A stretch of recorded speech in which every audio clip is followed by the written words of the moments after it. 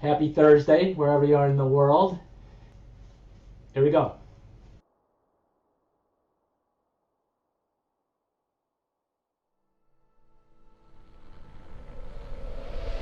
The film you're about to see has no characters.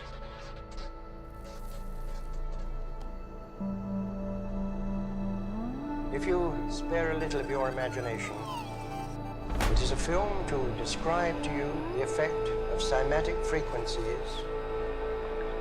on matter.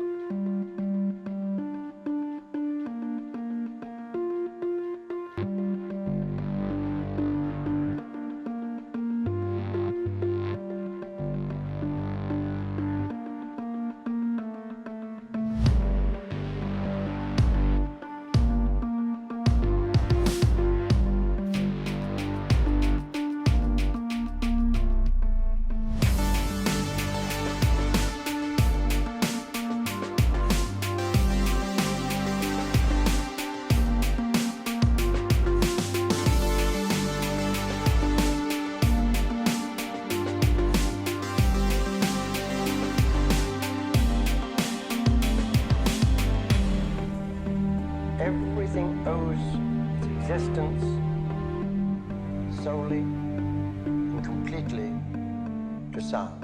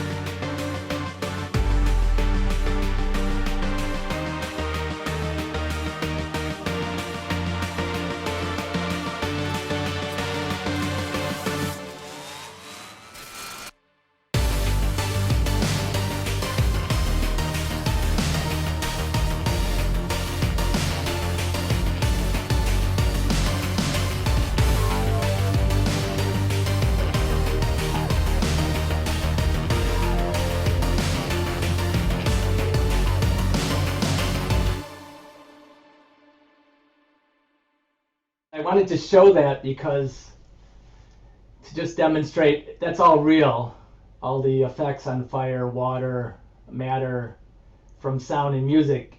And I know it's not exactly a scientific experiment, but through the lens of music, we can see how much music can impact matter.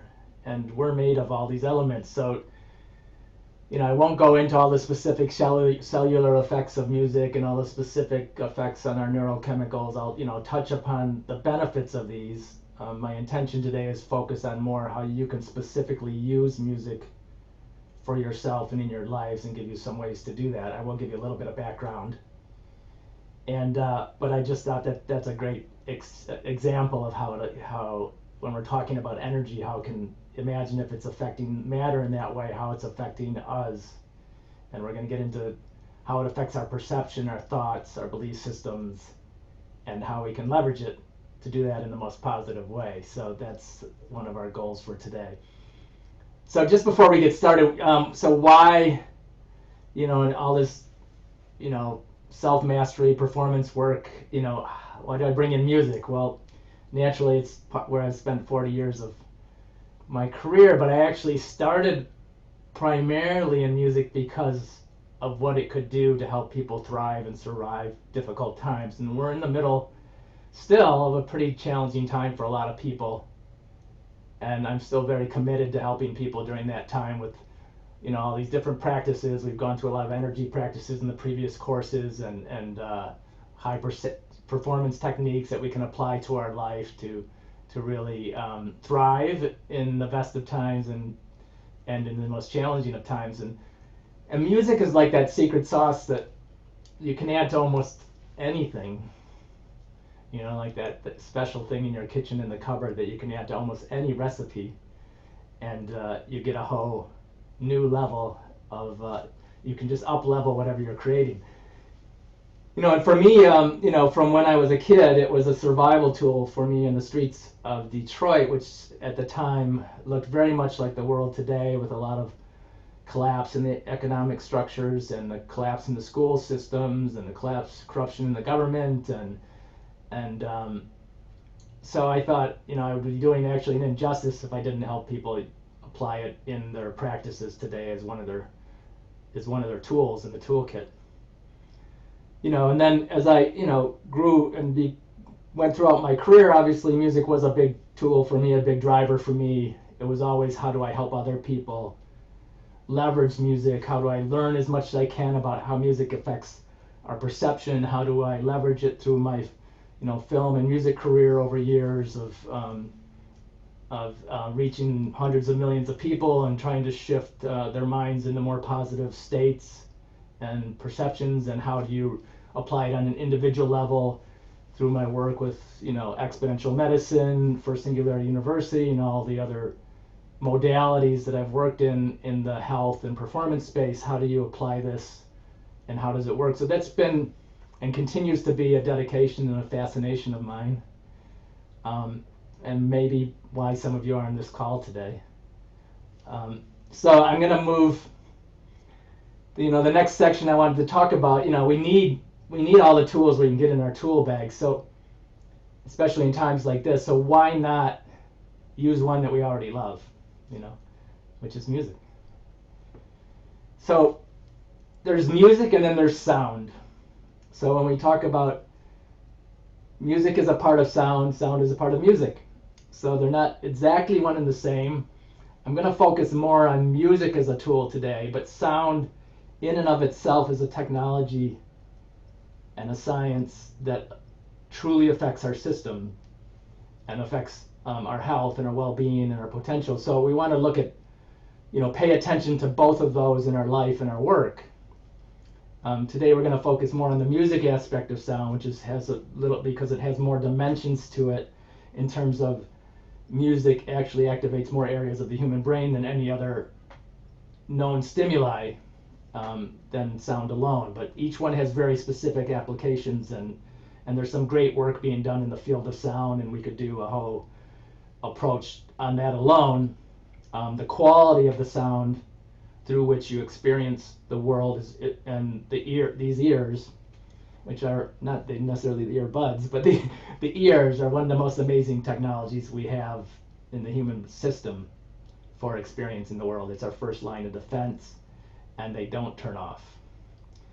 So now, just a little bit on the health side, because that's, I'm a music and health expert for a number of platforms, and I might as well give you a moment of background on that. So if we look at areas that in medicine that we're already using music, there's many of them. There's pain management, anxiety, depression, PTSD, neonatal care, speech therapy, hospice, autism, Parkinson's, and Alzheimer's and dementia. And the practices and the documentation around music as a modality for treating health goes, it may go back further, and it probably does, but as far back, it's documented as far back as 2600 BC in China, and the ancient Chinese symbol for music and the ancient Chinese symbol for medicine are fundamentally the same, except for a very small difference. today I work a lot in the areas of the new research, and we're trying to get more behind the research so we can validate and bring music through technology and other ways into the healthcare system, into your personal development, into the human potential field, and in measurable ways. And there's some really exciting stuff. We'll touch more on that towards the end. But if we even just don't even look at medicine, but we look at what we're focused more on today, which is optimizing our own potential and optimizing human health, music is hugely powerful in the areas of athletic performance and meditation, focus, longevity, sleep, emotional intelligence, human bonding, meaning relationships, creativity, and flow. So learning to optimize music, just like learning to optimize your breath, but not just as a source of entertainment, but as a real practical tool in your life, is a very valuable and fun thing to do, because we all like, or most of us like, music. So I'm gonna do another. I'm gonna roll another little clip here, but this one, if you don't have a pencil or something to write with, or you don't want to type, you can also type into the chat. I'm gonna play a couple of clips to demonstrate music and perception and what it does to your subconscious. And I'm going to ask you, each time I play the clip, I'm going to play the same scene from a movie I did. I'm going to play it 3 times, and it's going to be about 35 seconds long each time, 40 seconds. And each time I want you to answer 2 questions about the main character. And there's only one character, so that won't be hard to figure out who he is. I want you to ask, 1, who is he? Like, just give him an identity, anything, it doesn't matter. Don't think about it too hard. I'm going to pause for a moment at the end of each clip so you can write this down. And if you want to share it in the chat, it'd be a lot of fun for other people to see too. And 2, what's he up to? Like, what's his game? What's going on with this guy? What's he scheming about or celebrating? What's going on in his life? So 1, who is he, and what's he up to?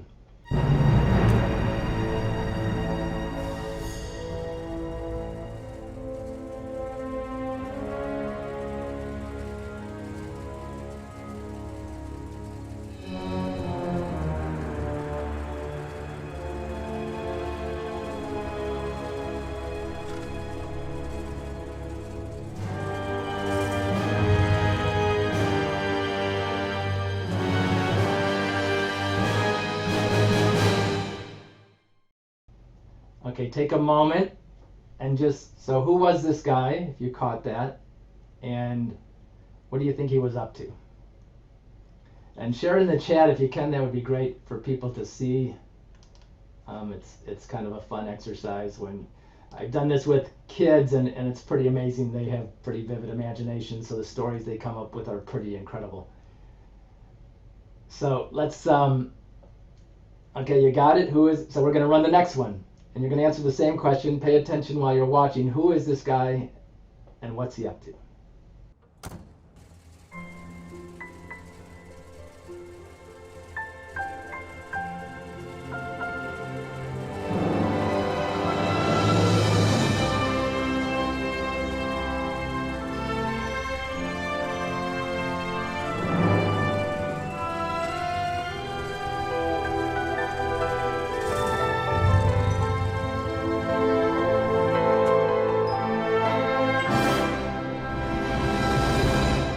So before we hit the next one, I want you to just answer the same question. Who is this guy, and what's he up to? And now you got a tease on the next one, so hopefully it didn't throw you. We're going to run the third one. This is the last one, so answering the same question. Here we go. Sinner, hear what I say. Oh, sinner, you've been staying out too late. 'Cause Lord, you know it's one day of praying and 6 nights of fun. You better believe that the odds are going to heaven. Oh, 6 to 1. 6 to 1. Well, you know what I mean. Well, you better come to me, 'cause the odds are not on your side.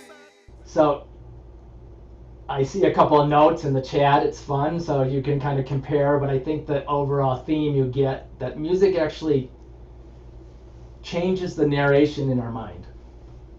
Like, this is how I spent 30 years in Hollywood and working with leaders around the world to design stories and using the subconscious narrative of music to have people define for them, without them knowing it, how they would feel about a particular person, about a particular topic, about a particular... And we can do this, and it's happening to us all the time. Some for good, some maybe not so for good. But imagine that if it does this to us on the silver screen, it's doing it in all areas of our life. When you're sitting in a restaurant, when you're in a club, music is programming us. Music is changing the way we see and experience the world, and we can take command of that. Not always, but most of the time we can take command of that. So we're going to move on a little bit. We're going to go back to the idea of what the human potential area that I've talked about before, and how do you amplify yours through music. So I'm not sure, not everybody on here I can see was part of the earlier programming we did on energy, but we really looked at like the 7 high performance habits of optimizing your energy so you can fulfill your purpose and make it through these challenges of these times and really show up fully. So you don't have that list in front of you, but I'm just going to give you a slight example of how music, like I said before, can kind of up-level each one of these areas, or help you in each one of these particular other modalities that we use to optimize our life. And so the first one, the number one for all high performers, is breath. And because music helps, we can actually use music, for one, to help regulate and slow down our breathing. Like if you're going to do a deep breathing exercise, or you're going to go into a meditation where you're using breathing, or you're going to slow down your breathing and your heart rate, which is tied to your breathing rate, you can do so using music to help you do that. Now, I'm just going to move through these. The next one, the next habit is what we eat, right? And I call it eat and drink. We talked about a sound diet. You can think of sound as food, but you can also use music to optimize your connection and your energy of food. Now that's maybe, and there's different ways in which you can do that, but one is to simply, focus on eating when you're eating so your body can optimally digest, and make it more of a ritual, like enliven your life, like make your life a little bit more of a masterpiece and less of a routine.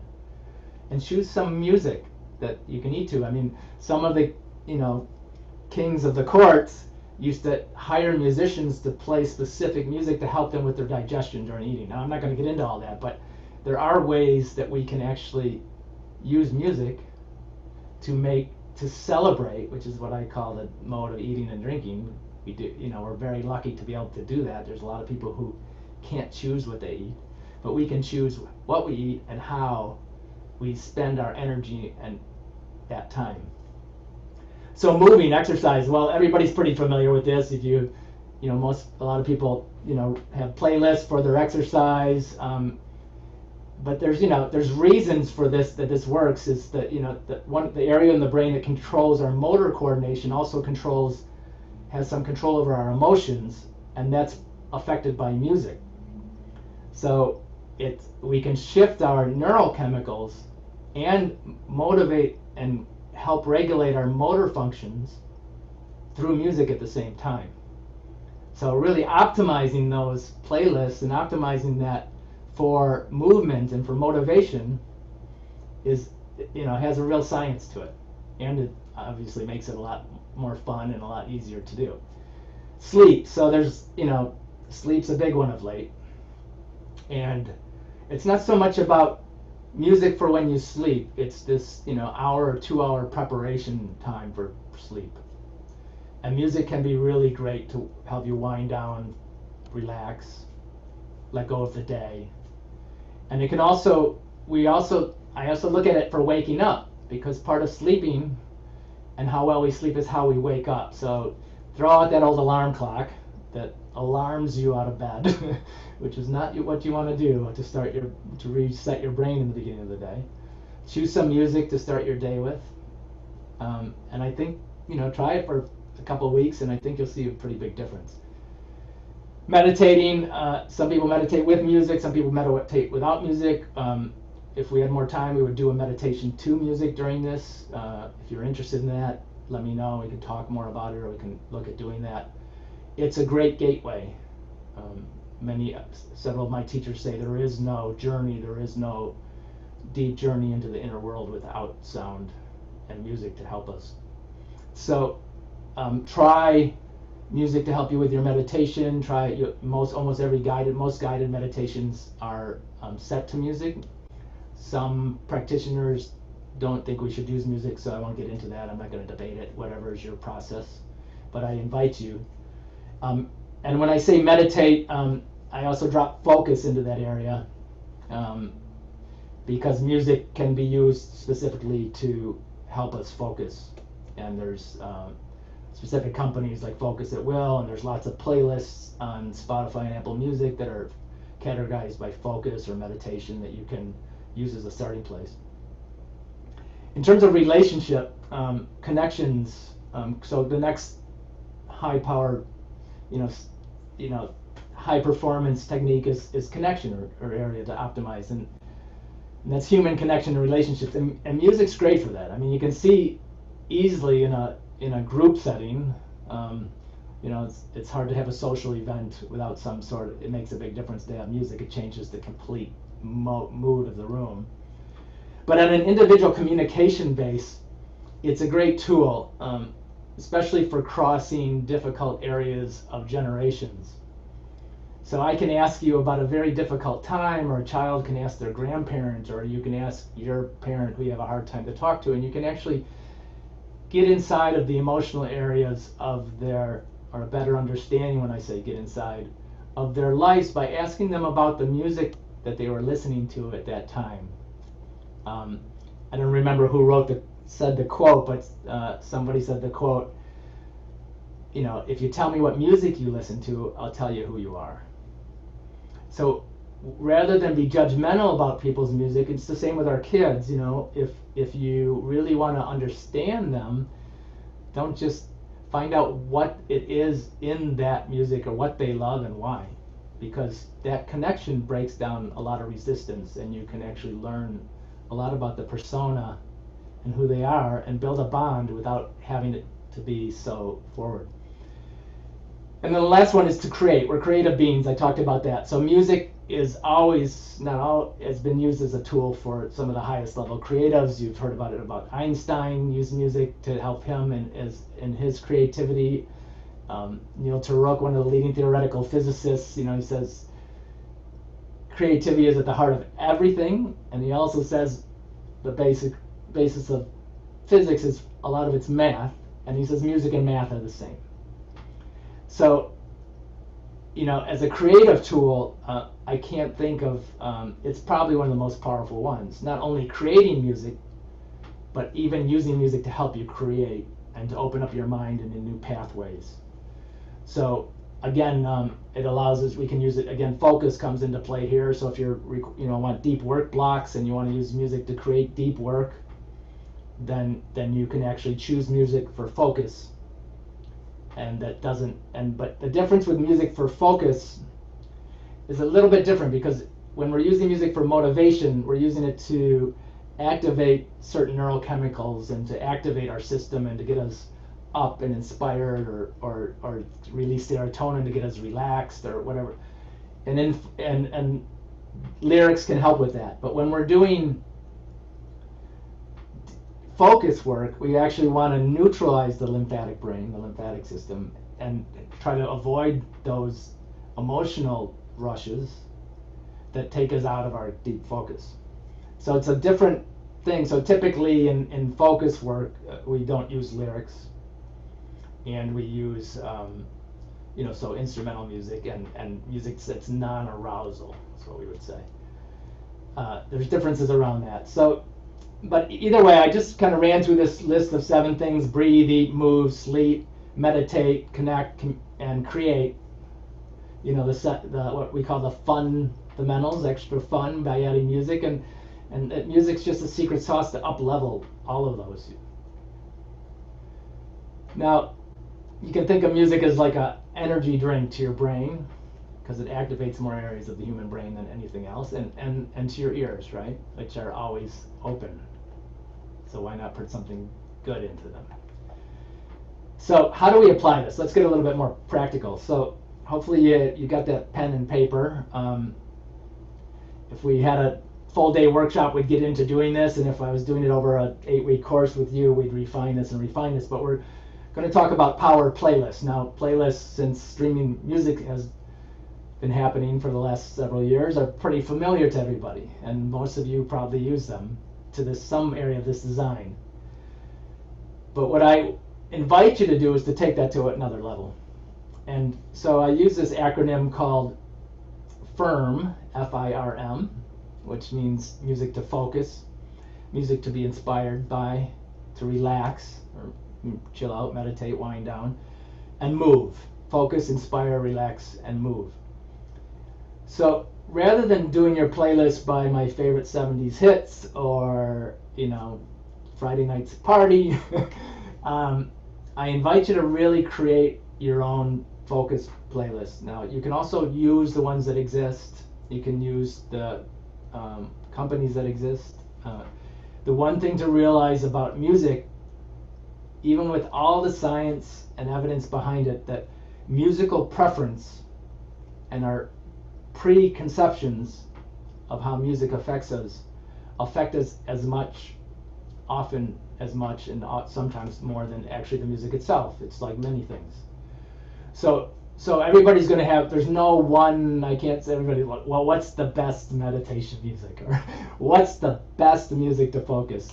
We have kind of best practices, guidelines, but until you're measuring on your own, with you as the number one subject, with your own preferences and backgrounds, you're not going to actually know. So I invite you to do that. And as we get in a little further down, we're going to talk about ways that we're going to be able to measure that in really, really cool ways going forward.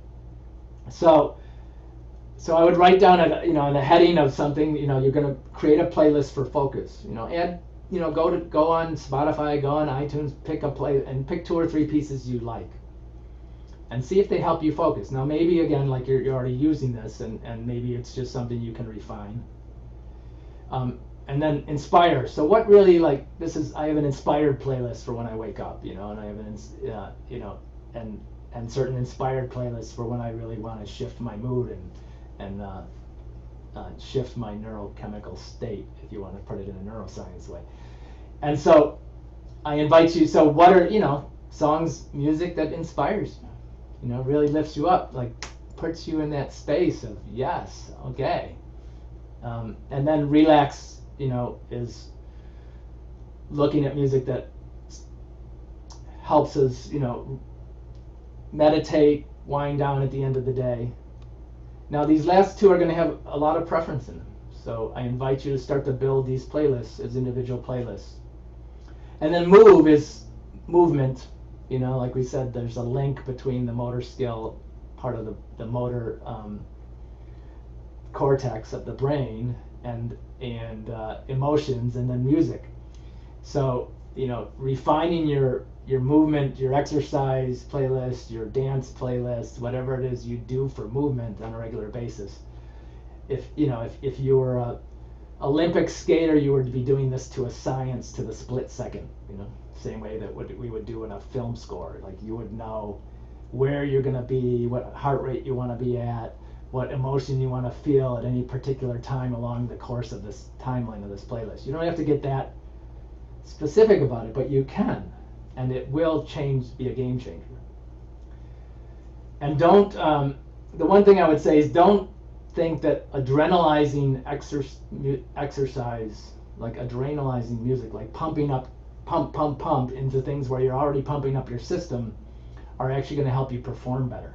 And I can share some experiments and some studies that have been done around that. But sometimes, slower, inspiring music that help regulate your system a little bit more while you're pushing it so hard, actually can have a better performance outcome.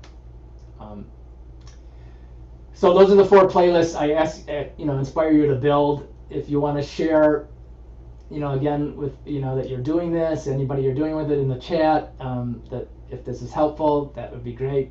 And I'm playing and singing music is another way to do all of these things and kind of take it to the next level, because it is really when you are playing and singing music that you totally activate all the systems.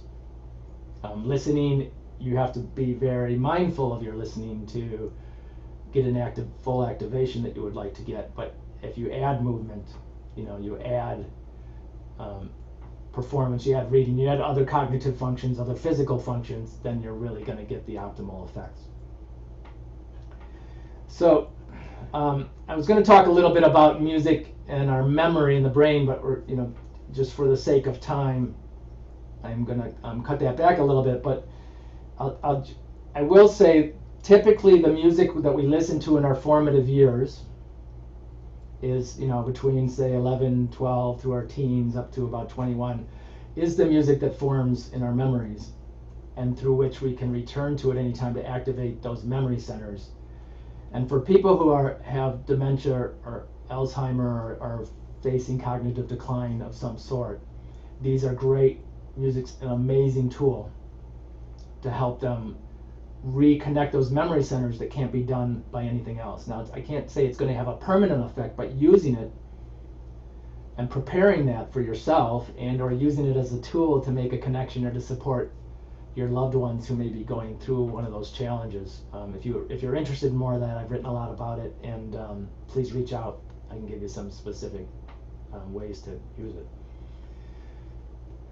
So we talked a little bit already about music and relationships. There's some great stuff you can do with your families to connect, to share music for the holiday, create a family playlist where everybody contributes 2 or 3 songs and has to tell a story of why that song, they love it, what it is. It creates some great family bonding. We talked about the cross-generation communication tools to get to know each other better. I want to share one piece that is more future-looking, but is already here. It's what I call the hearables revolution. It's what I write about for Forbes and talk about most recently in the last couple of years for exponential medicine. And if you don't know what hearables are, it's basically wearables like these moving into our ears.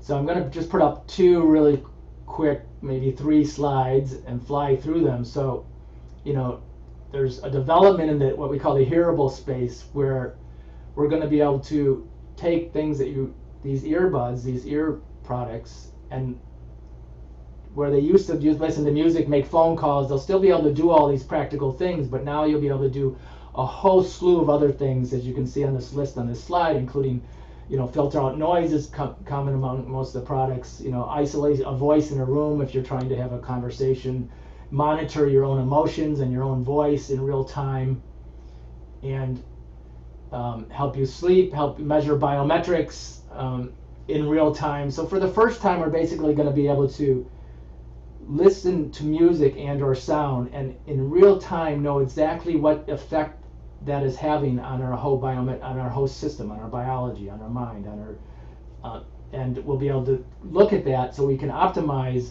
like, what was it that we were listening to, or what sound was taking place, what music was in our environment at the time when we had this particular state that we wanted to regain, like flow, or cut back, like anxiety.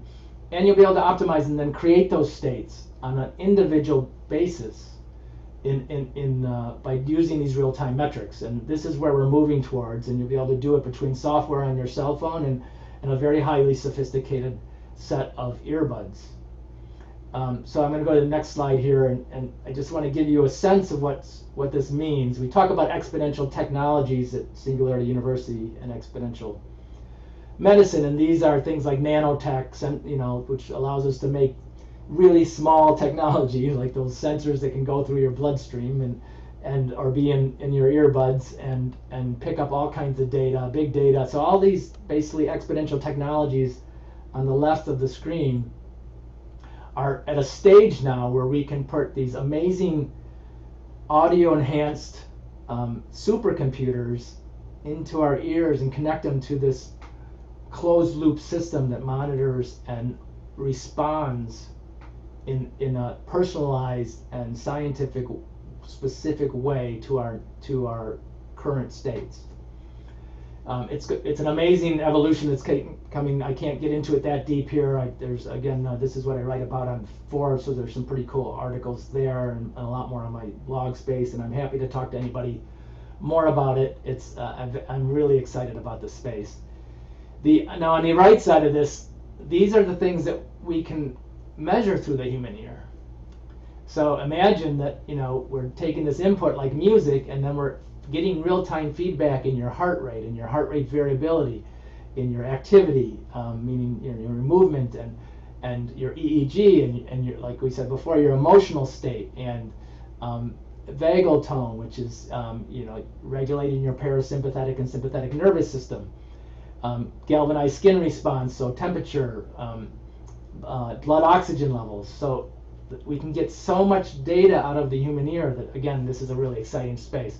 I'm going to jump ahead to the next slide here, and this is just some of the products. I'm not going to go through them. Many of the brands. We're in the early stages of a very fast moving marketplace and industry for a number of reasons, which again, if you're interested in this, I can share some of my specific talks and or articles regarding the hearable space. So we're going to let these go so we can move on to you guys. I'm gonna just share one more video, and then we're gonna go into some question and answers. So we've covered a number of areas. Hopefully they were helpful, where you can optimize music and why it will help you optimize your potential and help you manage and thrive in your life. I want to, I'm also very committed to the future, not just the future of technology, but the future leaders of our world.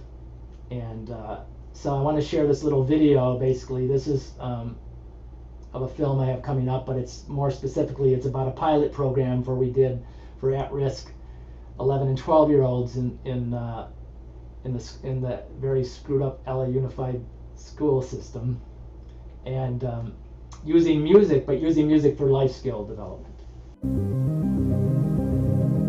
The problem is that there's a crisis in education, and we're not providing kids with the resources and tools that are available to us and to them to help them address this crisis and to prepare them for a future that they're about to enter. It's very familiar to me because it looks the same as when I was a kid growing up in Detroit, 12 years old, when the economy collapsed, the school system collapsed, the city was going into crime and disorder, and I found music. I was lucky. Government always comes in with these kind of elephant gun fixes, right?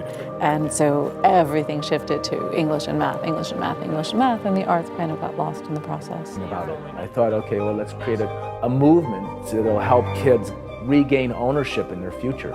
Like, give them the tools where they can take control of the things that they need to be in control of to really survive and tap into their creativity, tap into their emotional intelligence, be able to regulate their reactions and emotions and relationships, and to be really adept at these skills and to do it in a actually fun and meaningful and deep way with something that they already love, which is music. Playing music activates more areas of the human brain than any other known activity. Would you like to see how that works? Every dimension of learning, what we call super learning, involved physical work, so physical playing, muscle coordination, some exercise, mindful movement, moving meditation, all supported by music. And the whole thing had all these radically different, ever-changing components, and anybody watching it it was kind of off the hook.